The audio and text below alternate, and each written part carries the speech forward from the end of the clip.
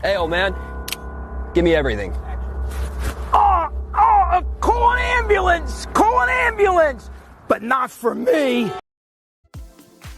Hello guys, welcome back to another video in the channel. I'm Branded Player 23 and today I got a Ryzeal matchup. Everybody's dog versus Branded. I want to thank you all for the support in the reels and also for the support on my last video. This weekend we have the last regional tournament before our nationals here in Dominican Republic, and I'm making a video covering everything for you guys, and I also want to have the top deck profiles as well, so look after those videos on the channel next week. Just before we jump into it, let me give you a little background on me. I started playing competitive Yu-Gi-Oh as a hobby back in 2006, probably somewhere early around 2007. I cannot recall the date exactly. It's been almost 20 years. Wow. But I surely remember seeing the Force of the Breaker and Strike of Neo's posters at my local shop. I played mostly every weekend, so Yu-Gi-Oh was a big part of my childhood. You know, things like playing during recess, playing at home with friends while we were supposed to be doing the homework, watching the series, not only daily because we had them in local and cable stations, but also on Saturday mornings because we got the 4Kids episodes,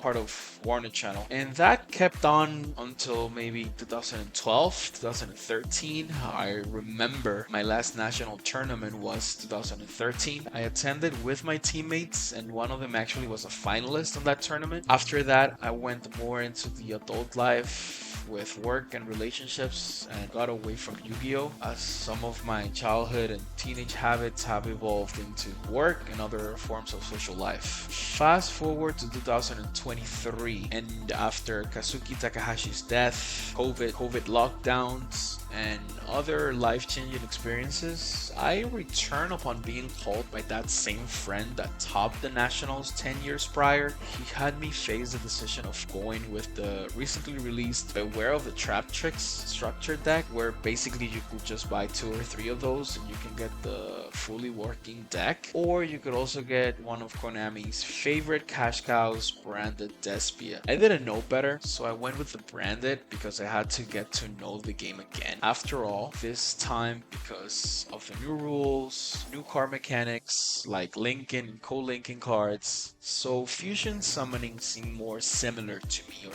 more known. Back in my day, you were able to keep 2 field spell cards, one on each side, and that is kind of crazy considering the shenanigans that some field spell cards lend themselves to nowadays.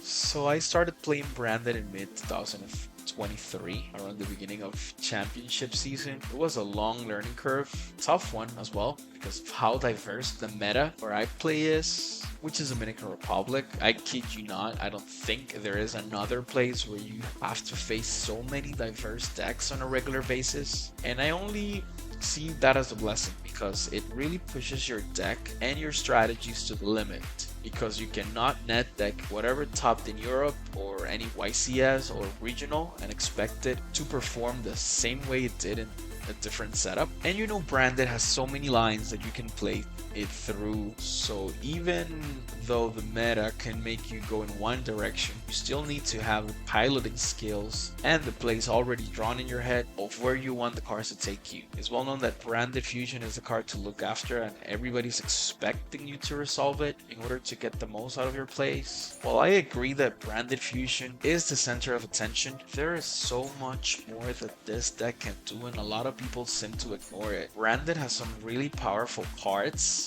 and card effects that have nothing to do with Branded Fusion and can synergize well even without it. This is what I want to prove in my channel, the power that Branded harnesses when you know your cards and your local tournament or your local meta and your scales also are on point. I think this is a great format for Branded to thrive regardless of Malice and Finsmiths. I know Ryzeals are everybody's tough guy now, but at the same time Branded has some way or somehow out of all decks. I've tested for hundreds of hours online and in person, and I want to share this knowledge in the upcoming videos. Yes, some matchups are tougher than others, but good skills, the right build, and some luck can go a long way. Not all branded players are built the same way, but I'm here to help you guys get the best out of your branded strategies. There is a lot of great content creators that have taught me a lot in their videos, and I will totally recommend to go check their branded basics and combo videos.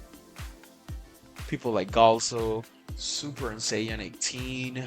More recently, I bumped into Meta Games GX, and I decided that I want to give some of my insight into the conversation. Well, that's all for the video. You just see on the background how the game reacts over Ryzeal. They had some pretty good hands. They may have not capitalized the best, but it's just to show you guys a branded can still give a good fight against some top decks out there. I hope you like this video.